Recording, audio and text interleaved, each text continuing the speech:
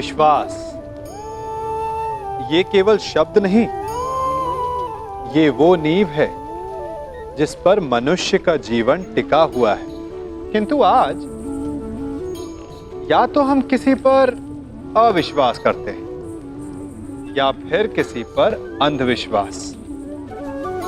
दोनों ही परिस्थितियां घातक होती हैं, क्योंकि जहां अविश्वास हमारे मन में भय और असुरक्षा को जन्म देता है, वहीं अंधविश्वास आक्रोश को। तो प्रश्न ये उठता है कि विश्वास की परिभाषा क्या है? विश्वास की परिभाषा जाननी है तो अपने मन से पूछिए। पहले स्वयं पर विश्वास कीजिए कि आप इस संसार के सबसे महत्वपूर्ण व्यक्ति हैं, और ये विश्वास आपको अपनी शक्ति का ज्ञान करवाएगा और शक्ति अपने उत्तरदायित्व का, और फिर अपने आप लक्ष्य मिल जाएगा, मार्ग मिल जाएगा।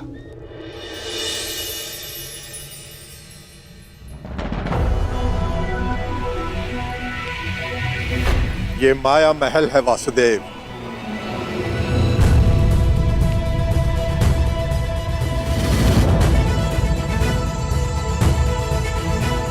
अद्भुत भद्र विश्वकर्मा, बहुत ही सुंदर भवन है।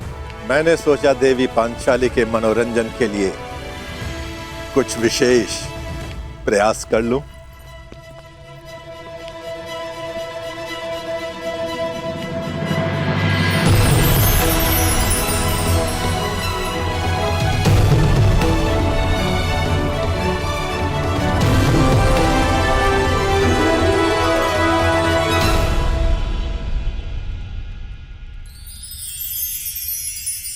यहां जो जैसा दिखाई दे रहा है वो वैसा कदापि नहीं है।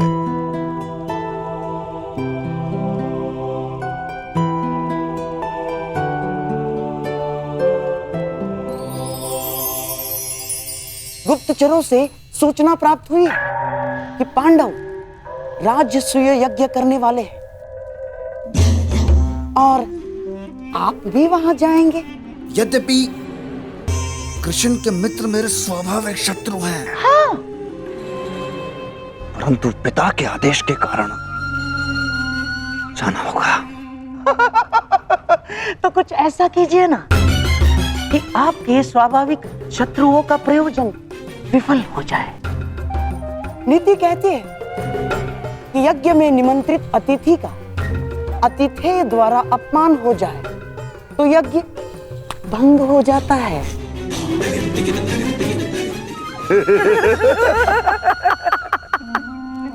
शिशुपाल, ये तो अत्यंत सरल कार्य है। गांधार नरेश, आपने तो वो कार्य बता दिया जिसमें मुझे सर्वाधिक आनंद की अनुभूति होती है। अपमान।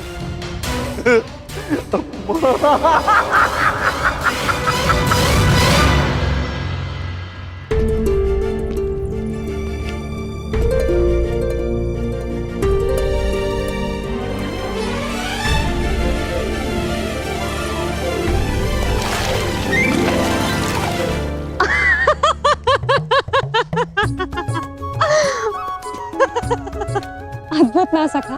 जहाँ जल दिखता है वहाँ भूमि है, और जहाँ भूमि दिखती है वहाँ जल।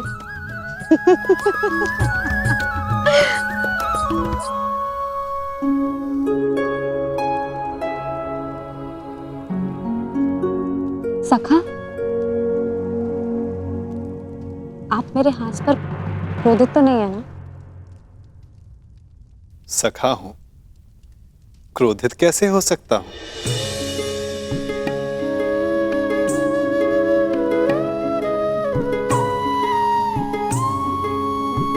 परंतु कदाचित कोई और क्रोधित ना हो जाए। प्रणिपात माता। निमंत्रण भेजे जाने के लिए प्रस्तुत है।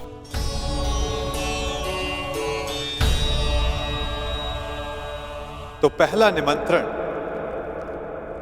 हस्तिनापुर जाएगा।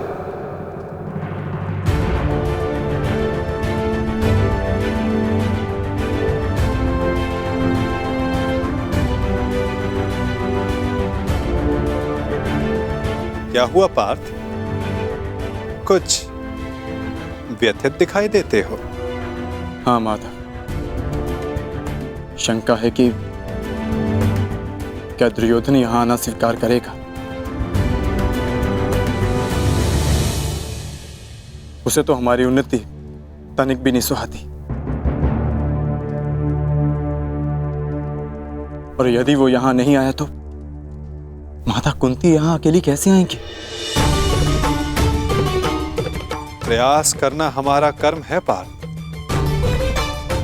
और ये कर्म बिना परिणाम सोचे करना होगा।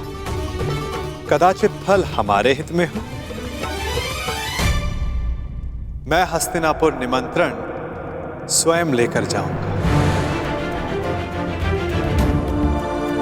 क्योंकि केवल माता कुंती को नहीं,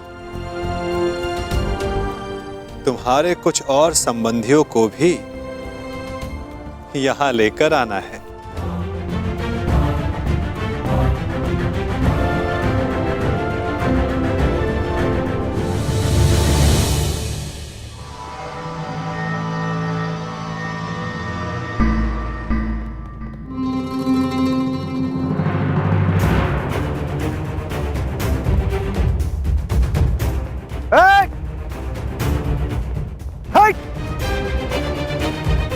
देख नहीं रहे तुम्हारे समक्ष छेदी नरेश शिशुपाल खड़े हैं। तो छेदी नरेश, तुम भी जान लो कि तुम अंगराज कर्ण के सामने खड़े हो। तो तुम हो अंगराज कर्ण।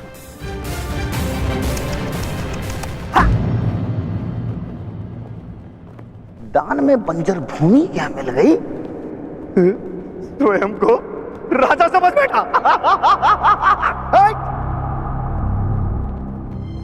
भूल गए कि सूत का काम रथ की बागडोर संभालना है, राज्य की नहीं।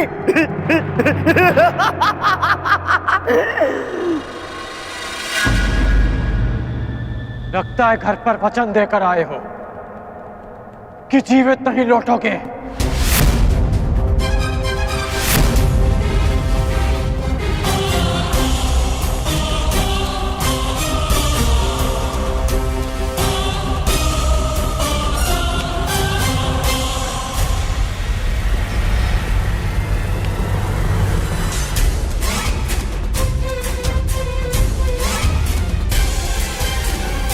अरे मित्रकर्ण, ये शिशुपाल है, ये मेरे अतिथि हैं और मेरे मित्र भी, और इस नाते से आप दोनों भी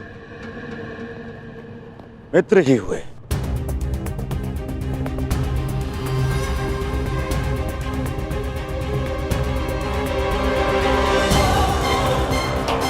मेरा केवल एक ही मित्र है, और वो हो तुम।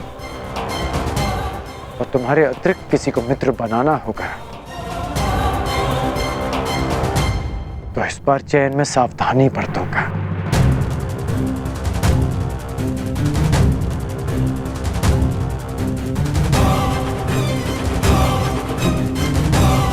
अपने अतिथि की मर्यादा में रहने की चेतावनी अवश्य दे देना मित्र।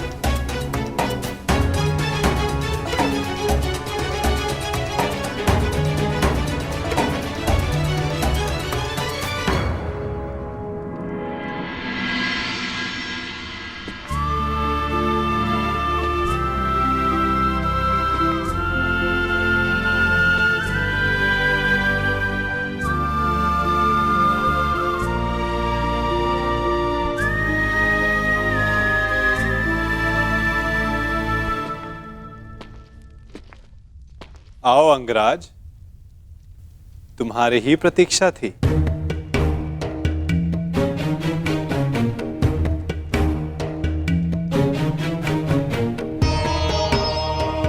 क्षमा कीजिए वासुदेव, मुझे ज्ञात नहीं था कि आप भी यहाँ हैं। कोई समस्या नहीं मित्र। बहुत कुछ है जो अब तक सबको ज्ञात नहीं, परंतु अब सबको ज्ञात होगा। मैं वासुदेव कृष्ण इस सभा में उपस्थित समस्त जनों को अपनी और राजा युधिष्ठिर की ओर से प्रणाम करता हूं और उनकी ओर से आप सबको निमंत्रण देता हूं। कैसा निमंत्रण वासुदेव? अपनों को निमंत्रण आनंदो उत्सव के लिए ही दिया जाता है महाराज। आपने हस्तिनापुर का एक भाग खांडव प्रस्थ पांडवों को दिया और उन्होंने अपनी परिश्रम और योग्यता से उसे महान इंद्रप्रस्थ में परिवर्तित कर दिया।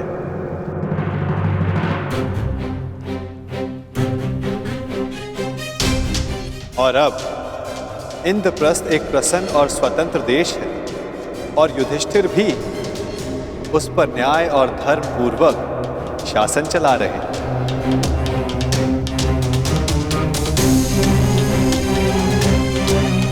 मैं हस्तिनापुर को बधाई देना चाहता हूं कि धर्मराज राजसूय यज्ञ संपन्न करके चक्रवर्ती होने जा रहे हैं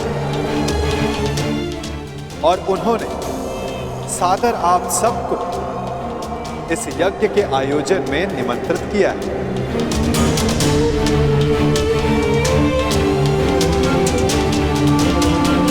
आपके प्रति उनके आदर का अनुमान इस बात से लगाया जा सकता है कि उन्होंने किसी दूत के स्थान पर स्वयं मुझसे आग्रह किया कि मैं आप सबको ये निमंत्रण दूं।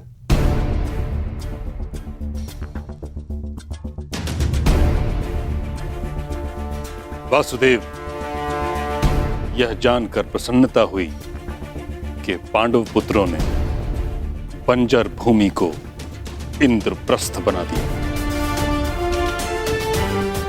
महाराज, इस समारोह में हमारा सम्मिलित होना आवश्यक है।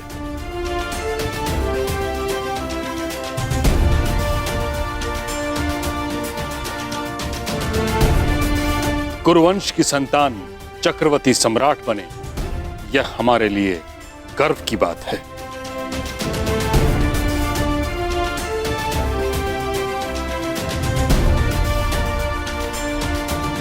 ये कुरु परिवार के लिए अवश्य गर्व की बात है ताचरी, परंतु हस्तिनापुर यदि इस यज्ञ में सम्मिलित हुआ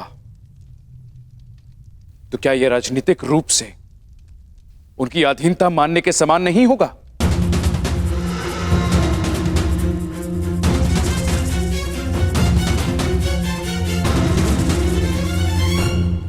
मुझे आश्चर्य है महाराज, आपके मन में यह विचार आया कैसे? पांडव भी आपके अपने पुत्रों के समान हैं। फिर हस्तिनापुर और इंद्रप्रस्थ एक दूसरे से भिन्न कैसे हुए? पांडव सदा आपका परिवार रहेंगे और आप सदा उनके ज्येष्ठ पिताश्री, जिनकी माता ने परिवार के मान के लिए इंद्रप्रस्थ में नहीं अपितु हस्तिनापुर में रहना श्रेयस्कर समझा, वो पांडव आपको अपने अधीन बनाने का विचार अपने मन में कैसे ला सकते हैं? फिर भी निर्णय आपका है। आप चाहे तो पांडवों को अपना मानकर उन्हें आशीर्वाद दे सकते हैं,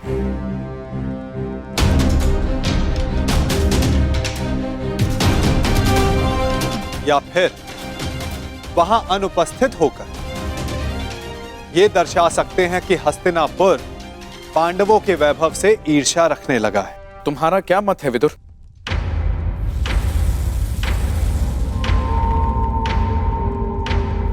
मेरा मत है कि यज्ञ में जाना उचित होगा।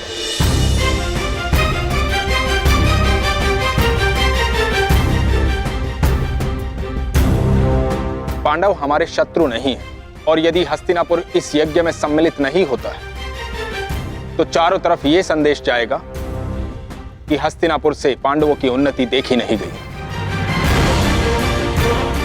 और यदि किसी कारणवश राजा किसी आयोजन में सम्मिलित होना अपने पद की गरिमा के अनुकूल नहीं समझते तो युवराज को भेज सकते हैं।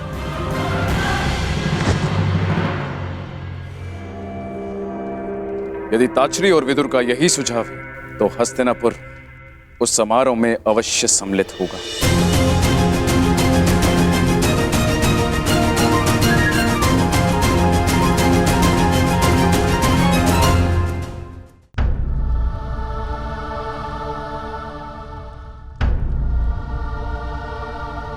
क्या हुआ अंगराज? प्रतीत होता है कि आपको इसमें कोई आपत्ति है। निमंत्रण आपके लिए भी है। नहीं वासुदेव, मैं उस यज्ञ में भाग लेना उचित नहीं समझता।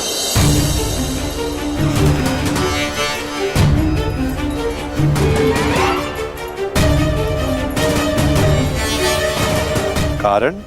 एक नहीं 3 कारण हैं। पहला, मैं युधिष्ठिर को सम्राट पद के योग्य ही नहीं समझता।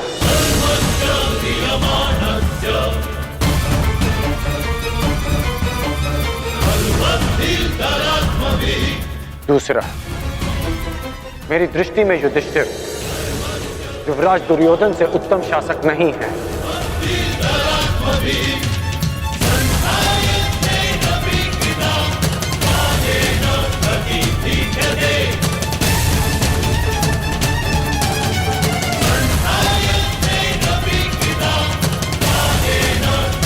दुर्योधन नियमों में बंधकर प्रजा पर शासन नहीं करते, अपितु प्रजा के लिए नियम बनाते हैं।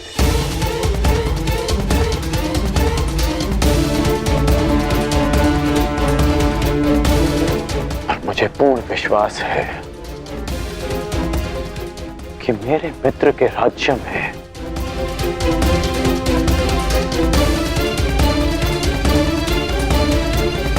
फिर से किसी शोण के मुख में पिघला हुआ स्वर्ण केवल इसलिए नहीं भरा जाएगा कि उसने एक सूत होकर वेद पाठ करने का साहस किया।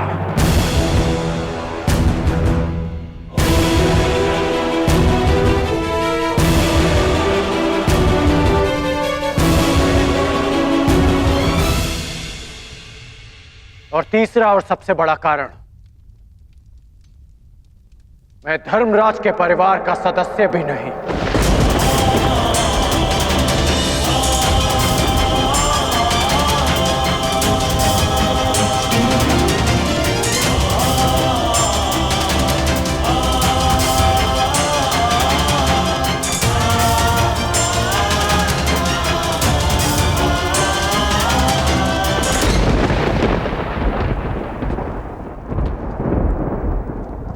और जिसे मैं सम्राट पद के योग्य नहीं समझता, मैं उसे उस पद की बधाई देने नहीं जा सकता।